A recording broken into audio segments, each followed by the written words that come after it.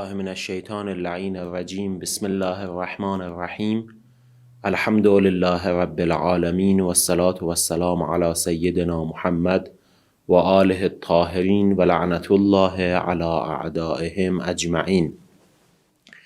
در ادامه بحثمون از بهائیت ما یکی دو سند از کتب خود بهائیت رو امروز برای شروع بحثمون میخونیم از به حساب کتاب‌های خودشون تا معلوم بشه که رد پای خلاصه سفارت روس در قضیه بهائیت و در کمک به میرزا حسین علی بها کاملا واضح و روشنه و اینها تحت حمایت سفارت روس بودن و اونها از اینکه کار بهاءالله و خلاصه بابی ها رونق بگیره خیلی خوشحال بودن و در این زمینه کمک میکردن. گفتیم در جلسه قبل که ناصرالدین شاه را اینها ترور کردن و ترور ناصرالدین شاه موفق نبود، نتونستن ناصرالدین شاه را بکشن و وقتی که نتونستن ناصرالدین شاه را بکشن به شدت خشم ناصرالدین شاه خلاصه دامنگیر اونها شد و دستور داد که تمام سران بابی را دستگیر بکنن. من جمله از دستگیر شدگان کسانی که خلاصه حکم دستگیریشون را دادن حسین علی بها بود که اون وقت خب به عنوان یکی از رؤساء مهم و با نفوذ بابیت بود. هنوز خودش ادعایی نکرده بود و اون چیزم مخفی شده بود. برادر کوچکترش یحیی صبح ازل و کسی که رابط بود بین یحیی صبح ازل که به قول خود بابی ها جانشین باب بود و بین بابی ها همین حسین علی بها بود. حالا این قسمت از متن را نوه دختری حسین علی بها که شوقی افندی باشد و به قول معروف حالا نمیدونم اصطلاحش رو بگیم مثلا میشه گفت حالت امام سوم اونها، چون که بهایی ها از خود بهاءالله شروع میشه، چون بها میگه من دین باب را نسخ کردم، دین جدید آوردم. اول خود بهاست، بعد پسرش عبدالبها، بعد نوه دختریش خلاصه شوقی افندی. شوقی افندی یک کتاب داره که اسم اون کتاب هست قرن بدیع.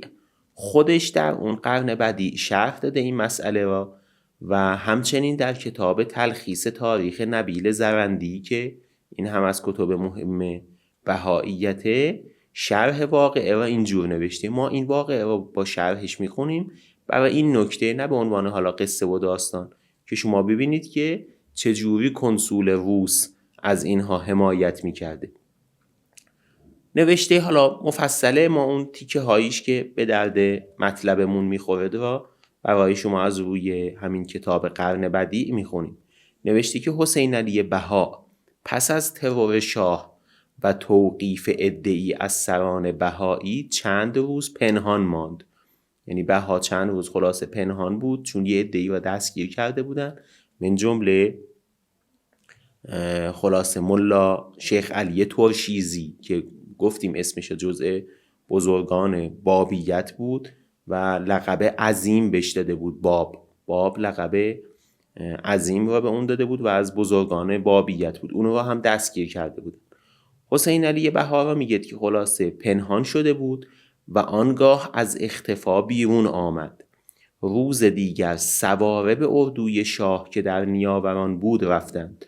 شاه دنبالش بود، فرستاده بود دنبالش. این چند روز مخفی شد ولی بعد نمیدونیم چطور شد که خلاصه خودش با پای خودش رفت به سمت اردوی شاه تو نیاوران. در بین راه به سفارت روس که در زرگنده ظاهرا نزدیک نیاوران بود رسید. تو بین راه رسیدن به سفارت روس. میرزا مجید منشی سفارت روس از آن حضرت مهمانی کرد. از آن حضرت منظورش همین یعنی بها. کی بوده این میرزا مجید؟ میرزا مجید شوهر خواهر حسین علی بهاست، یعنی داماد حسین علی بها شوهر خواهرشه که این منشی سفارت روس بوده. از همین جا شما میتونید پیوند اینها با سفارت روس رو هم متوجه بشید. خلاصه میرزا مجید از آن حضرت مهمانی کرد و پذیرایی نمود. جمعی از خادمان حاجی علی خان حاجب الدوله بها را شناختن. بها که اومد اونجا، خلاصه یه عده‌ای اونا شناختن و رفتن گزارش را دادن به خلاصه شاه که بهاءالله اومده و مهمان خلاصه منشی سفارت روس شده. بهاءالله را شناختن و او را از توقف بهاءالله در منزل منشی سفارت روس آگاه ساختند. حاجب الدوله فوراً مراتب را به عرض شاه رسانید. ناصرالدین شاه فوراً مأمور فرستاد تا بهاءالله را از سفارت روس تحویل گرفته به نزد شاه بیاورند. ناصرالدین شاه مأموراش فرستاد که برن بهاءالله را تحویل بگیرن و بیارن پیش شاه. میدونست این سفیر روس که اگر بهاءالله پاش به دربار شاه برسه، به محض این که برسه شاه اون را خلاصه اعدام میکنه، چون اون وقت ناصرالدین شاه خیلی از دست بابی ها عصبانی شده بود و از دست بابی ها خیلی ناراحت بود به خاطر اینکه میخواستن ترورش بکنن و به قول معروف در کشور ایران یه بابی کشیه حسابی راه انداخته بود. خلاصه حالا خودشون ادعا میکنن که خیلی از بابی ها رو کشته و چنین کرده و چنان کرده و خلاصه با زجر و با شکنجه و حالا دیگه در چه حدش درست باشه یا درست نباشه اونشو ما خلاصه محول میکنیم به یک تحقیق تاریخی. کسی که بخواد میتونه داره تحقیق بکنه. به نتیجه چون که قضیه خلاصه ترور خود شخص شاه در میان بود، میدونستن که اگر بهاءالله برسد پاش به دربار شاه، خلاصه احتمال اعدامش خیلی زیاده. سفیر روس دالگورکی، پرنس دالگورکی که اون وقت سفیر روس در ایران بوده، از تسلیم بهاءالله به مأمور شاه امتناع ورزید. خیلی جالبه. خب تو اگر این شخص رو حق میدونی که میخواستی بری بهایی بشی، چون یه دایه دین داشت، اگر حقش نمیدونی به تو چه ربطی داشت که این رو تحویل به شاه ایران ندادی؟ تبعیه ایران بود. در خلاصه ترور شاه هم دست داشت که حالا میخونیم خود بهایی ها اعتراف کردن که اتهام حسین علی بها و اینکه شاه میخواست اون رو بگیرد و اعدام بکنه بی مورد نبود. حسین علی بها واقعا توی ترور شاه دست داشت. چه مطلبی سبب میشد که خلاصه سفیر روس از دادن بهاءالله به شاه امتناع بورزه و در مقابل شخص شاه ایران ایستادگی بکنه و بها را تحویل شاه نده؟ این خیلی حرف توشه. چون ببینید یه وقتی یه شخصیه رجل سیاسیه و مثلا یه کاری کرده به نفع دولت روس، الان که موقع خطر فراهم شده و موقع خطر شده سفیر روس ازش حمایت میکنه. خب این به قول معروف تو زده‌بندای سیاسی و این مسائل هست. اما بهاءالله به عنوان یک خلاصه مرد دینی، رجل دینی که وادی و حیطه کارش تو مسائل دینیه، ادعای دین کرده یا حالا اون وقت هنوز ادعای دین نکرده، طرفدار یک دین خاصی شده. چه اون دالگورکی هم که قطعا به این دین معتقد نبوده، چون دالگورکی که نیامده بابی بشه، چه مسئله ای سبب میشه که دالگورکی از یک شخص به حساب بابی حمایت بکند، از رئیس تقریبا رئیس بابی ها حمایت بکند؟ غیر از اینه که پس این دین داره به نفع روسیه کار میکند و اینها دست نشونده یه روس هستن که اینجور روس حاضره در مقابل شخص شاه. چون یه وقتی که مثلا حاکم اصفهان بوده طلب کرده، سفیر روس هم اون رو تحویل نمیده. خب حالا گفت سفیر روس در مقابل حاکم اصفهان، حاکم شیراز، حاکم فلان جا مثلا مقاومت کرد، ولی اینکه شخص شاه طلب بکنه این خیلی مهمه، خیلی حرف توشه. و با این حال خلاصه بهاءالله را تحویل ندن، این خیلی مهمه. دالگورکی ببین اینا ما نمیگیم، اینا خودشون در کتاباشون نوشتن. این الان از کتاب قرن بدی و تلخیص تاریخ نبیل زرندی. سفیر روس دالگورکی از تسلیم بهاءالله به مأمور شاه امتناع ورزید و به آن حضرت گفت به منزل صدر اعظم بروید و کاغذی به صدر اعظم نوشت که باید، این تیکش دقت کنید، بهاءالله را از طرف من پذیرایی کنی و در حفظ این امانت بسیار کوشش نمایی و اگر آسیبی به بهاءالله برسد و حادثه ای رخ دهد شخص تو مسئول سفارت روس خواهی بود، یعنی در مقابل سفارت روس خلاصه مسئولی. اینقدر اون وقت روس خلاصه در ایران نفوذ داشت که شخص شاه، یه شخصی را که متهمه به قتل شاهه، چون هم ببینید طلب کننده خود شاهه، هم یه جرم خیلی سنگینیه. نه اینکه حالا مثلا فرض بگیرید که مثلا یه شخصیه که شاه طلب میکنه میگه اینا به من تحویلش بدین، جرمش هم اینه که مثلا به پول اون وقت مثلا 5000 تومان اون وقت مثلا از خزانه شاه دزدیده. یه وقتی است که جرم اینه، خب حالا یه سرقتی کرده فلان، سفیر روس هم به خاطر یه آشنایی ازش حمایت میکنه. نه، داره حمایت میکنه از شخصی که متهم به ترور شاهه.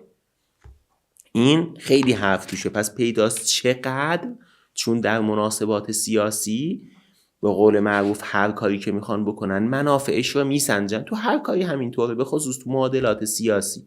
مثلا اگر دولت روس بخواد از یه شخصی تو ایران حمایت بکنه، میبینه این شخص چقدر براش میارزه. اگر مثلا در حدی هست که با حاکم فلان شهر در بیفتن، در حدی هست که مثلا با شخص مثلا اول مملکت اینها مبارزه بکنن، در حدی که اینقدر ازش حمایت بکنن، حتی لو بلغ ما بلغ، به هر جایی که میخواد برسه. این خیلی مهمه. پیداست چقدر این شخص برای سفارت روس اهمیت داشته. بعدم به خاطر اینکه اون وقت خیلی قدرت داشتن، بها را میسپاره به خود صدر اعظم ایران و سفارشش رو هم میکنه که خلاصه براش اتفاقی نیفته. منظور این که یه وقت شاه خلاصه بهش آسیبی نرسونه. به هر جهت خلاصه میرزا حسین علی بها را حالا تحت نظر داشتن تو خونه صدر اعظم یا هرچی، اعدامش نکردن، ولی حالت زندان بود، انداختندش توی زندان. البته نه زندان سیاهچال، یعنی تو خونه همون ظاهرا صدر اعظم تحت نظر بود، تا اینکه یعنی حکومت ایران گفت تو خونه صدر اعظم باشید، ما ایران نمی‌کشیم، تا اینکه مسبب اصلی مشخص بشه و به قول معروف تحقیقات بیشتری بشه، ببینن آیا حسین علی بها دخیل بوده در ترور شاه یا نه. باز هم خلاصه تو این واقعه زندانش و تو این واقعه تحت نظر بودنش شما میبینید که در کتاب‌های خودشون نوشتن که چقدر سفیر روس مراقب احوال بهاءالله بوده و شبان روز خلاصه حواسش جمع بهاءالله بوده تا اینکه یه وقت بهش آسیبی نرسه. باز دوباره در تلخیص تاریخ نبیل زرندی نوشته است که قنصول روس که از دور و نزدیک مراقب احوال او بود و از گرفتاری حضرت بهاءالله خبر داشت، پیغامی شدید به صدر اعظم فرستاد و از او خواست که با حضور نماینده قنصول روس و حکومت ایران تحقیقات کامل درباره بهاءالله به عمل آید و شرح اقدامات و سؤال و جواب‌ها که به وسیله نمایندگان به عمل می آید در ورقه نگاشته شود و حکم نهایی درباره آن محبوس بزرگوار اظهار گردد. صدر اعظم به نماینده قنصول وعده داد و گفت در آینده نزدیکی به این کار اقدام خواهم کرد، یعنی تحقیقات مفصلی میکنیم تا مشخص بشه آیا خلاصه بهاءالله در ترور شاه نقشی داشته یا نقشی نداشته. آنگاه وقتی معین نمود که نماینده قنصول روس با حاجب الدوله و نماینده دولت به سیاهچال بروند. اینجا اون ملا علی ترشیزی معروف به عظیم خودش را فدای بهاءالله کرد. حالا چرا این کار کرده؟ چه جوری بوده که خلاصه این ملا علی ترشیزی اینقدر معتقد بوده به باب و به این بهاءالله که خودش را فدا کرده؟ اون رو نمیدونم، یا اصلا اینا دروغ نوشتن توی کتابای خودشون، نمیدونم، چون این از تلخیص تاریخ نبیل زرندی است، از خود بهائیته. به هر جهت ظاهرا واقع درست باشه، چون اگر این مطلب نبود اینا دست از سر بهاءالله بر نمی‌داشتن. اینها یعنی نماینده روس و حاجب الدوله که نماینده حکومت ایران بود، اینا رفتن تو سیاهچال و مقدمتاً جناب عظیم یعنی همون ملا شیخ علی ترشیزی رو طلب داشتن و از محرک اصلی و رئیس واقعی سوال کردن که کی بوده که دستور خلاصه ترور ناصرالدین شاه را داده. چون تو این وقایع اینجوری خب یه شخصی رو اجیر میکنن، خود اون شخص مهم نیست که بگیرندش اعدامش بکنن، یکی بوده پول گرفته که بیاد، ارزشی نداره، میرن دنبال اون رئیس اصلی، چون تا اون را خلاصه دستگیر نکنن خب اون هی به کارش ادامه میده، با این شخص موفق نشد با شخص دیگه. لذا دولت مصمم بود در اینکه مسبب اصلی را پیدا بکنه. از خلاصه شیخ علی ترشیزی معروف به عظیم سوال کردن که رئیس واقعی کی بوده. عظیم گفت رئیس بابیه همان سید باب بود، نگفت من رئیسم، گفت رئیس همون سید بابه که اون را در تبریز خلاصه شما کشتید، چون باب را اعدام کرده بودن اون وقت. من خودم این خیال را مدت هاست در سر داشتم که انتقام باب را بگیرم، خلاصه منم جای این شخصی که ترور کرده بودم، منم خودم دلم میخواست همچین کاری رو انجام بدم. محرک اصلی خود من هستم، من بودم که دستور دادم. اما ملا صادق تبریزی که شاه را از اسب کشید، چون اون خود شخص عامل شخصی بوده به نام ملا صادق تبریزی که شاه را از اسب کشید، شاگرد شیرینی فروش بیش نبود که شیرینی می ساخت و می فروخت و 2 سال بود که نوکر من بود و خواست که انتقام مولای خود را بگیرد ولی موفق نشد. خلاصه اقرار کرد که محرک من بودم، اینم شاگرد من بود، نوکر من بود، من بهش گفته بودم که بیاد و شاه را بکشه. چون این اقرار را از عظیم شنیدن، قنصول و نماینده حکومت اقرار او را نوشته به میرزا آقاخان خبر داد و در نتیجه میرزا آقاخان وقت صدر اعظم بود و در نتیجه حضرت بهاءالله از حبس خلاص شدند. وقتی که خلاصه عظیم ملا علی ترشیزی این کار را به عهده گرفت، دیگه مجبور شدن اینا دست از سر بها بردارن. حالا چه جور بوده که این خودش به عهده گرفته معلوم نیست، آیا زده بنده سیاسی بوده با خلاصه سفارت روس اومدن بهش گفتن در هر صورت تو را اعدام میکنن، بیا و این کار را به عهده بگیر تا اینکه خلاصه میرزا حسین علی بها خلاص بشه. اما اینکه واقعا آیا دست داشته یا دست نداشته، خواهر خودش یعنی خواهر خود حسین علی بها که عزیه هست اسمش و بین بهاییت خیلی مهمه، چون یک کتاب خیلی مهمی داره به نام تنبیه الغافلین. این عزیه خانم به حساب وقتی که بابیت 2 شقه شد و یکی شد طرفداران صبح ازل و یه قسمتی هم شدن طرفداران حسین علی بها، شد طرفدار صبح ازل، طرفدار حسین علی بها نشد. اون وقت پسر بها که این زن میشد عمش، پسر بها یه خلاصه نامه ای خطاب به عمش نوشت که به قول معروف اون را به قول خودشون هدایتش بکنه. عمه یه جوابی براش نوشت که اون جواب همین کتاب تنبیه الغافلینه، کتاب خیلی مهمیه، خیلی مسائل را برملا کرده. خود این عزیه خانم که خواهر حسین علی بهاست و با هم دیگه دم خور و دم ساز بودن، میگه که به گمانش یعنی حسین علی بها به گمانش این که اگر به شاه ایران زیانی رساند، زمان او را به سریر سلطنت می نشاند. پس پیداست که این دست داشته، میخواست شاه ایران را بکشه و تو این فکر بوده که اگر شاه کشته بشه اینا قدرت میگیرن و حتی میتونه شاه ایران بشه. غافل از این که رشته امور در دست قادری است که در آب خاصیت فلان میاد. حالا تا مطالبش خیلی زیاده و دیگه مورد بحث ما نیست. یه چند صفحه خلاصه نوشته و تو این چند صفحه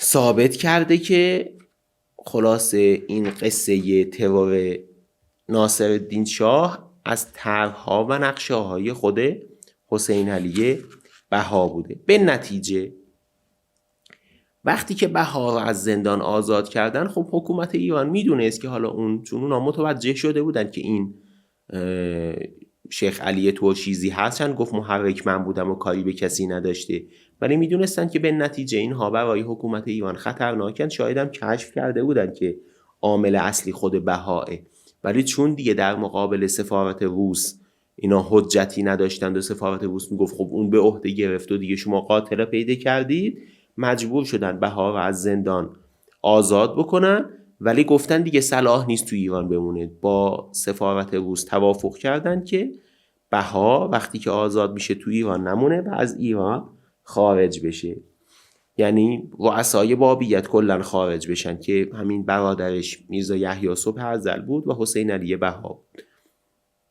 اینها تصمیم گرفتن به عراق تبعید کنن که دیگه مجالی تو ایران برای اغتشاش نداشته باشن. عراق هم اون وقت تحت سیطره حکومت عثمانی بود. باز دوباره در تلخیص تاریخ نبیل زرندی نوشته، یعنی از تاریخ‌های خود بهائیت، که حکومت ایران بعد از مشورت به حضرت بهاءالله امر کرد که تا 1 ماه دیگر ایران را ترک نمایند و به بغداد سفر کنند. حالا جالبیش اینجاست، باز دوباره اینجا قنصول روس میاد وسط. قنصول روس چون این خبر را شنید از بهاءالله تقاضا کرد به روسیه بروند و دولت روس از آن حضرت پذیرایی خواهند نمود. چرا؟ چه نفعی داشت؟ روس دلش سوخته بود برای بهاءالله، دلش سوخته بود برای خلاصه بابی‌ها. این واقعا خلاصه جای تأمل داره. بهاءالله قبول ننمودن چون که دیدن تو روسیه فایده نداره. روسیه خلاصه اونجا زرنگتر از اینن که مزخرفات این بهاءالله و قبول بکنن و این گفت بیا تو عراق و اونجا تبلیغ بکنه، چون بالاخره اونجا در عراق اینها زمینه اسلام هست و اینا هم با زمینه اسلام میخوان کار خودشون رو پیش ببرن. توجه به عراق را ترجیح دادن و در روز اول ماه ربیع الثانی 1269 به بغداد عزیمت فرمودند، یعنی همین حسین علی بها. مأمورین دولت ایران و باز دوباره ببینید خودش میگه نمایندگان قنصول روس تا بغداد با حضرتش همراه بودند. خود بها هم یه چند جا تو کتاباتی خودش اشاره به این واقعه کرده که دیگه ما فرصت نیست که بخونیم. تو کتاب اشراقاتش یا کتاب‌های دیگهش این قصه را توضیح داده.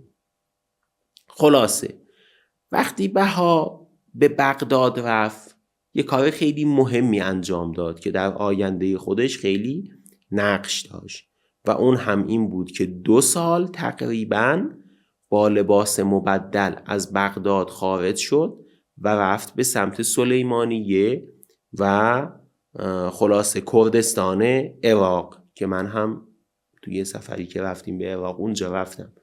اون قسمت ها در اون زمان ها حالا دیگه کم رنگ تر شده، مهد خلاصه عرفان و تصوف بود و مشایخ مهم صوفیه اونجا خلاصه بودن. در سلیمانیه هنوزم تو اون قسمت های کردنشین ایران این چیز رواج داره، اون به قول معروف فلسفه و اون درویشگری و خلاصه صوفیگری و اینا اونجاها خیلی رواج داره. حالا چه جوریه که طبع اینها خیلی میسازه با این عرفان و تصوف نمیدونم چه جوریه. مثلا تو همین کرمانشاه ایران اون صوفیایی که یه کارای وحشتناکی هم میکنن، نمیدونم مثلا سیخ میکنن توی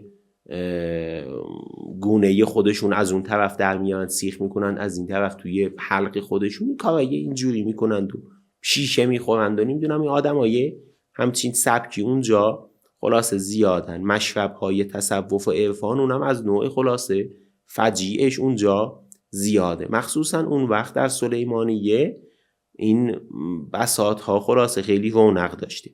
حسین علی بها وقتی که یه مدتی میاد تو بغداد پا میشد و میرد به سلیمانیه. حالا چرا این کار میکنه؟ درش اختلافه. بعضی میگن خلاصه با صبح ازل با هم دیگه اختلاف پیدا کردن رفت اونجا، بعضی میگن صبح ازل تبعیدش کرد به اونجا، بعضی میگن خودش رفت. خلاصه چرا رفته این خیلی علتش مشخص نیست، چون اون وقت آدمای خیلی مهمی نبودن که حالا تاریخ نگار بخوان علت رفتن یا اومدنشون رو بنویسن. اینا بعد باید از خلاصه شواهد تاریخی پیدا کرد.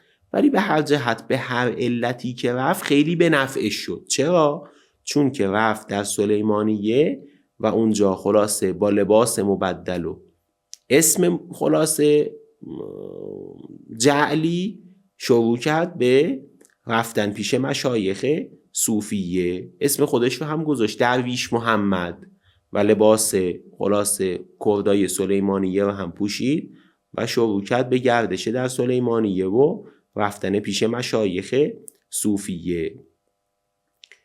ولی هنوز اون وقت میگفت که من خلاصه از مریدا و به قول معروف زیر دست یحیی صبح ازلم، هنوز خلاصه میگفت من پیروی میکنم از برادرم صبح ازل. هنوز خودش ادعای استقلال نکرده بود. خودش در کتاب ایقان به حساب حسین علی بهایی کتابی داره، کتاب معروفش ایقانه، خودش اینجور علت برگشتنش را، یعنی 2 سال میره سلیمانیه بعد برمیگرده به بغداد، علت برگشتش را اینجور نوشته: قسم به خدا که مهاجرتم را خیال مهاجرت نبود، یعنی من نمیخواستم برم، مجبور شدم برم. از این عبارتش پیداست که پس یحیی صبح ازل اون را تبعید کرده به اونجا. اون وقت میگه خیال مهاجرت نداشتم، مجبور شدم برم. بعدم که رفتم دیگه امید برگشت نداشتم و مسافرتم را امید مواصلت نه، یعنی امید برگشت درش نبود و مقصود جز این نبود که محل اختلاف احباب شوم و مصدر انقلاب اصحاب نگردم. میگه مقصودم هم غیر از این نبود که من باعث اختلاف بین خلاصه بابیه نشم و چون دیدم با داداشیم با خلاصه برادرم سازگار نیست عقایدمون و سلائقمون، من چیکار کردم؟ رفتم به سمت سلیمانیه. باری تا آن که از مصدر امر منظورش همین میرزا یحیی صبح ازله که اون وقت هنوز این خلاصه پیروش بوده و ازش تعبیر میکنه به مصدر امر، یعنی جایی که امور یعنی اوامر از اونجا صادر میشه. تا آن که از مصدر امر یعنی میرزا یحیی حکم رجوع صادر شد. میرزا یحیی گفت نه برگرد و لابدن تسلیم نمودم و راجع شدم، مجبور شدم که برگردم و خلاصه تسلیم میرزا یحیی بشم. باز دوباره کجدار و مریض به قول معروف با میرزا یحیی صبح ازل در بغداد بودن تا اینکه تقریبا کم کم شکاف و اختلاف بین اینها به حدی رسید که دیگه حسین علی بها کاملا از به قول معروف صبح ازل دل کند و دیگه ادعای استقلال کرد. گفتیم که خیلی در یه حد خیلی بالایی برای یحیی صبح ازل اول کار ارزش قائل بود. تو جلسه قبل اون قصه ای که همین خواهرش عزیه خانم تو تنبیه الغافلین نوشته و براتون خلاصه شرح دادم که همین میگه مهمونی تدارک دیدیم و زن خودش و زن یکی از برادرای دیگهش به نام کلیمینا آرایش کرده بودند و حسین علی بها گفت که مواظب باشید ایشون وقتی تشریف بیارن، یعنی یحیی صبح ازل، اگر میله به شما بکنن دیگه بر ما حرام میشید و زن خلاصه صبح ازل میشید. یعنی در این حد برای برادرش خلاصه احترام قائل بود و به قول حالت بنده اون بود دیگه. ولی این بندگی کم کم تبدیل به اختلاف شد و باعث شد که اینها در بابیت شکاف ایجاد بکنن و بابیت به 2 فرقه بزرگ ازلی و خلاصه بهایی تبدیل بشه. علت این خلاصه اختلاف را خود بهایی یا اینجور نوشتن در کتاب همین قرن بدیعه شوقی افندی که از بزرگان بهاییت و نوه حسین علی بها و به حساب نوه دختری عبدالبها حساب میشه و امام سوم اونهاست، چون گفتیم اول خود بهاست، بعد عبدالبها، بعد شوقی افندی. اون اینجور نوشته که علت و سبب کدورت جمال ابها یعنی حسین علی بها از میرزا یحیی والله الذی لا اله الا هو قسمم میخوره که خلاصه به خدا قسم علت کدورت این بود، یعنی نماینده جناب باب و اون کسی که بشارتش را داد که خلاصه ثمره این است و اون قرةالعین اون اشعار را براش گفت و خلاصه چه نماینده جناب علی محمد باب چیکار کردن؟ در حرم نقطه منظور همین خود سید بابه، روح ما سواه و فداه تصرف نمود، یعنی رفت خلاصه و زن علی محمد باب را گرفت، البته نه با عقد شرعی و اینا، رفت خلاصه پیش اون، با این که در کل کتب سماوی حرام است و بیشرمی او به مقامی رسید که دیگه حالا ما مطالبش رو نمیخونیم، کسی میخواد خودش بره چون مطالبی نوشتی که دیگه در شأن کلاس نیست. خلاصه بیشرمی او به مقامی رسید که چه کار کرد و دست تعدی به حرم خلاصه مظهر ملیک علام یعنی باب گشود، تعدی کرد به زن باب. فاف له و لوفائه، اف بر او و بر وفاء او به خلاصه پیغمبرش، امامش، هرچی که هست، یعنی همون سید باب. و کاش به نفس خود قناعت می نمود، کاش خلاصه خودش فقط تصرف می کرد و تعدی می کرد به زن باب. اینا رو دیگه من عذرخواهی میکنم، مجبورم به خاطر روشن شدن مطلب بعضی جا باشه بخونم، حالا بعضیش که خیلی خرابه دیگه ما حذف میکنیم، اما بعضی جا باشه میخونیم. بلکه او را بعد از ارتکاب، یعنی زن باب را بعد از ارتکاب خود وقف مشرکین نمود، یعنی خلاصه دیگه نه تنها خودش تعدی کرد، بعد داد به مریدان خودش، اونا هم خلاصه تعدی کردن. و جمیع اهل بیان شنیده میدانند سیئات او را. خب این یحیی صبح ازل گفتیم وقتی که به این مقام جانشینی باب رسید اصلا 19 سالش بود، 19 سال، جوان 19 سال، وقتی که دستش باز باشه و به قول معروف حیا و شرمی هم از کسی نداشته باشه، خودش هم رئیس مذهب بدونه و هیچ عامل بازدارنده‌ای هم اونا از کارهای شنیع باز نداره، چون که مثلا حالا یک جوان شیعه مسلمان هرچی که باشه خب عوامل بازدارنده زیادی هست، خانوادش مانع میشن، به قول معروف وجدانش نمیذاره که یه کارهایی رو انجام بده، تدین و دینداریش مانع میشه که یه کارهایی رو انجام بده، یه عواملی هست که اون رو خلاصه کنترل میکنه. اگر این عوامل نباشه، همون جور که در یحیی صبح ازل نبود، دیگه میره تا یه حدایی که دیگه خلاصه اصلا گفتنش هم انسان شرم میکنه که بخواد توضیح بده و خیلی خلاصه افتضاح. یحیی صبح ازل هم افتاده بود تو همین مسائل، اینقدر افتضاح بوده که خود بهایی ها خجالت میکشن و تو این کتاب نوشته است که خلاصه همه میدانند سیئات او را. این هم از خلاصه کسی که جناب باب بشارت ظهورش را داده بود، بشارت ظهور همچین شخصی را داده بود که به زن خودش بعدها تعدی کرد. این هم دیگه به قول معروف کسی که تو خط اهل بیت، تو خط ائمه، بعد از اینکه ائمه اومدن، دین اسلام اومده، پیغمبر اومدن، این همه زحمات، این کتاب قرآن، این اهل بیت، احادیث اهل بیت، چیز واضح، روشن، آشکار، این تعالیم رو نخواد زیر بارش بره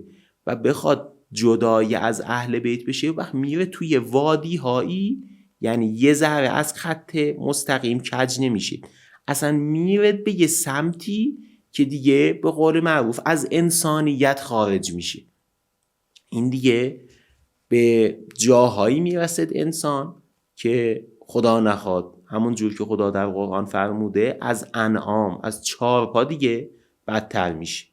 به هر جهت وقتی کار به اینجا رسید دیگه حسین علی بها تحمل نکرد، البته نه اینکه حالا خودش خیلی آدم با شرمی بود و خودش خیلی خجالت میکشید از این کارا، فقط دید این که داره دین آبروزی ها رو انجام میدید و بازم به قول معروف این احمق ها طرفدارشن، چرا نیاد و خودش بشه رئیس، هی بخواد تا کی مثلا بخواد زیر بار برادر کوچکترش باشه. گفت وقتی که این داره این کارا رو میکنه و به این حد رسونده، به قول معروف چرا اون بخوره، چرا ما نخوریم. حسین علی برادرش را مرتد از دین باب و طرفدارانش را تا حدی که گفت طرفداران صبح ازل اینها مشرکن، مشرک پیش بهایی های امروز اصطلاح مشرک به طرفداران صبح ازل گفته میشه. خلاصه اینجا راه میرزا یحیی و راه حسین علی بها از همدیگه جدا شد بعد از خلاصه سالهای متمادی که اینها خلاصه با هم بودن و میرزا حسین علی زیر دست میرزا یحیی بود، ولی بالاخره راه اینها از هم جدا شد و اختلافات بین اونها بالا گرفت. طرفداران حسین علی بها و طرفداران یحیی صبح ازل اونقدر اختلاف و کشمکش زیاد شد که دولت عثمانی که اینها تو بغداد بودن، بغداد هم تحت خلاصه نظر دولت عثمانی بود. دولت عثمانی دید اگر اینها اینجا باشن خلاصه شهر را به گند میکشونن. چیکار کرد؟ از بغداد هم هر دو را خلاصه تبعید کرد به اردنه و اونجام باز دوباره اینها اونقدر با هم دیگه جنگیدند و مسائلی پیش اومد که دیگه گفتن شرم آوره و خودشون نوشتن. ببینید تو کتاب بدی خودش نوشته، عبارتش خیلی جالبه. افتضاحی در این ارض برپا شد، یعنی در اردنه، که یکی از واقعا خنده داره، افتضاحی در این ارض برپا شد که یکی از قنصولهای این ارض تعجب کرد و به شخصی ذکر نمود که امر عجیبی واقع شده و جمیع اعاجم یعنی عجمها به شماتت برخواستند، دارن تو سر و مغز هم میزنن که در این طایفه عفت و عصمت نیست. یعنی کار به حدی رسوندن که قنصول بیدین یکی از کشورهای غیر اسلامی صداش در میاد که اینا کاری کردن که خلاصه ظاهرا اصلا هیچ عفت و عصمتی بین اینها نیست. یا باز دوباره یه جا دیگه می نویسه تو همین بدی، مسلم است که ازل یعنی میرزا یحیی به اکل و شرب و تصرف در ابکار و نساء مشغول بود و اعمالی که ببینید ما نمیگیم، خود بهایی ها میگن اعمالی که والله خجالت میکشم از ذکرش مرتکب، یعنی خلاصه مرتکب میشد. به هر جهت توی اردن هم اینها نتونستن با هم دیگه بسازن و اونقدر گند این مسئله بالا اومد تا اینکه خلاصه به نوشته خودشون اینها اونقدر با هم دیگه بد شدن که حتی میرزا یحیی صبح ازل سم داد به برادرش. حالا نمیدونم چه جوری به چه طریقی مسمومش کرد، ولی خب سم تا حد کشتن اثر نکرد، ولی باعث شد که تا آخر عمر میرزا بها این دستاش و بدنش خلاصه به ارتعاش بیفته و ارتعاش حاصل شده، دستهای حضرت بهاءالله تا آخر حیات میلرزید. به نتیجه وقتی که تو اردنه هم نتونستن با هم دیگه بسازن، تصمیم گرفت دولت عثمانی که اصلا این آقا از هم دیگه جدا کنه. لذا حسین علی بها را، چون اون وقت فلسطین و اینا هنوز دست حکومت عثمانی بود، حسین علی را به عکا که همین الان در فلسطین امروزیه، همین قدس فلسطین که دولت اسرائیل هست و اونجا رو غصب کردن، به نتیجه حسین علی را به عکا که از شهرهای فلسطین باشه و میرزا یحیی را به قبرس تبعید کرد.